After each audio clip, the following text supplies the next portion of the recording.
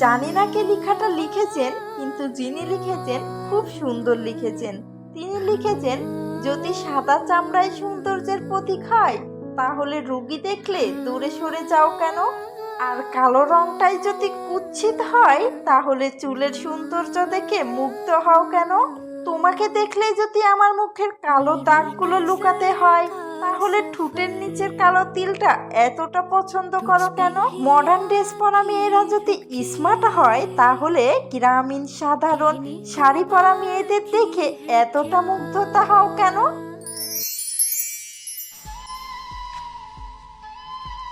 সংসারের কাজ কখনো ছোট নয়। প্রতিদিন রান্না করা, ঘর গোছানো, পরিবারের সবার যত্ন নেওয়া, এসবের পেছনে লুকিয়ে থাকে অনেক ত্যাগ আর ভালোবাসা। যে মানুষ এই পরিশ্রমের মূল্য বোঝে সেই সত্যিকার অর্থে পরিবারের মর্যাদা দিতে জানে।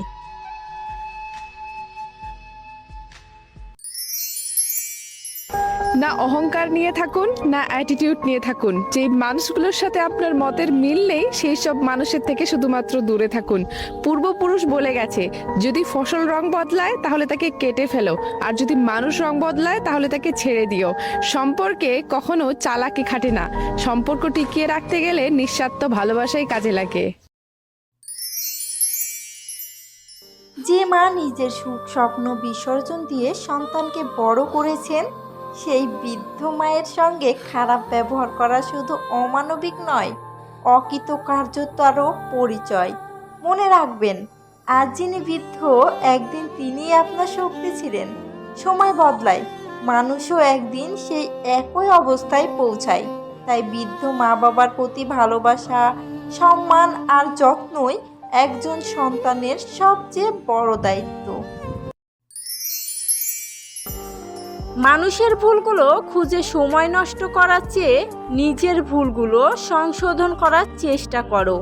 যে মানুষ প্রতিদিন নিজেকে একটু একটু করে বদলাতে পারে, প্রকৃত সফলতা একদিন তার হাতেই ধরা দেয়।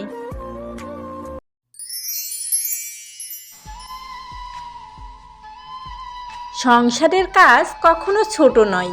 প্রতিদিন রান্না করা, ঘর গোছানো, পরিবারের সবার যত্ন নেওয়া, এসবের পেছনে লুকিয়ে থাকে অনেক ত্যাগ আর ভালোবাসা।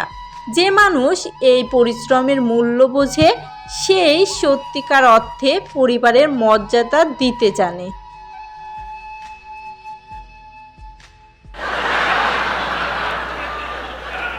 তো গাইস, কেমন লাগলো আজকের ভিডিওটি? সবাই কমেন্ট করে জানাইতে ভুলবে না। চ্যানেলটি সাবস্ক্রাইব করে পাশে থাকবে। ধন্যবাদ।